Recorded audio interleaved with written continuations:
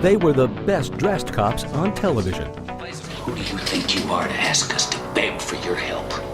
Let's nail this pig. Detectives Sonny Crockett and Ricardo Tubbs were just as sexy and hip as their Gold Coast backdrop. No police precinct has ever looked this good. Score strictly not his style. These well-heeled cops became well known for their forward fashion sense, and the Miami Vice look quickly became the fabric of men's style in the 80s. It changed the way men dressed in the world. It opened up men's closets to the possibility of color, of comfort. Jody Tillen was the costume designer for the first season. In her early conversations with executive producer Michael Mann, it was clear fashion would play a critical role in the show. He had some really sort of edgy ideas, you know, men in pastels and clothes being another character in the story. It was very interesting to me. The cover of GQ. True, few cops could afford Italian suits and $200 haircuts, but Crockett and Tubbs weren't ordinary cops. Their clothes had to reflect their day jobs. They had to be involved with drug dealers who spent their money on clothes, jewelry, cars, and women. So I had to make them totally mesh into that world in a comfortable way. Scraping by on 4 hours sleep a day, living undercover for weeks at a time. Dealer this week, outlaw biker the next. If it's Tuesday, I must be working drugs. Don Johnson's character, Sonny Crockett, was a beach bum cop, more comfortable in a pair of shorts and flip-flops than silk suits. His style was studied casualness, fitting for a guy fighting drug lords by day, living on a boat by night. Well, I used to keep his T-shirts in the costume department on a pile on the floor so that they would have the exact wrinkles and look kind of sloppy. He never wore a belt, he never wore socks. He did the least amount to look that way because he was a beach guy. I got a job. Woo! And Tubbs came from New York. He was much more formal. He was more self-conscious in his dressing. He chose his tie. He chose his shirt. Crockett threw on the cleanest thing in the morning. I don't know how this is going to work, Tubbs. I mean, you're not exactly up my alley, style and persona-wise. In the beginning, Tillen says, Don Johnson fought against high fashion.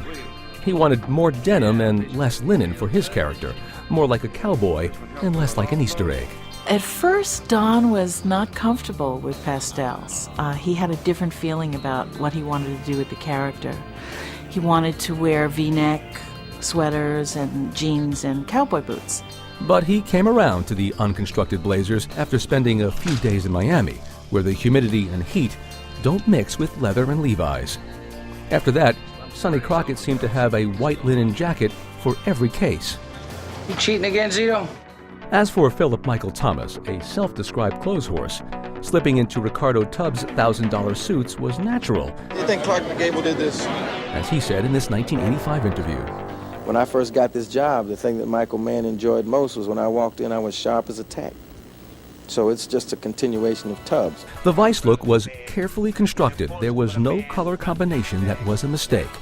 Miami Vice was soon the fashion show of the season, and that meant spending money, lots of it. We just got a budget for the last 9 shows that we're doing now. We had over $100,000 just for our wardrobe. Michael said that I was sort of covered, that I could do what it took to get the style and look that he wanted. And he really ran defense because this kind of money on clothes had really never been spent on television.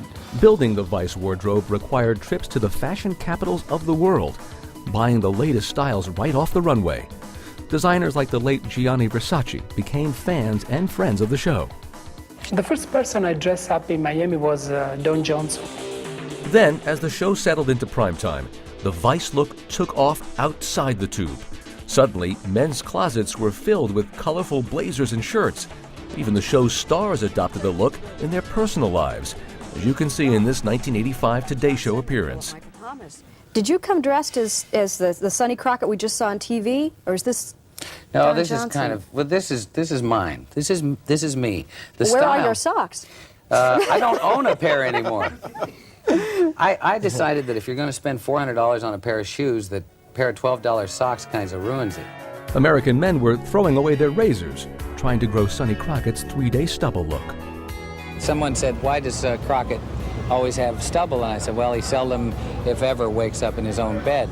So therefore he doesn't have his shaver and things like that. 3-day stubble, no belts, no socks. They broke the rules of fashion on purpose. Miami Vice wasn't just a TV show. It was the trendsetter of the 80s, influencing how both television shows and their viewers looked. 20 years later, when people think of 1980s style and fashion, they still think of Miami Vice.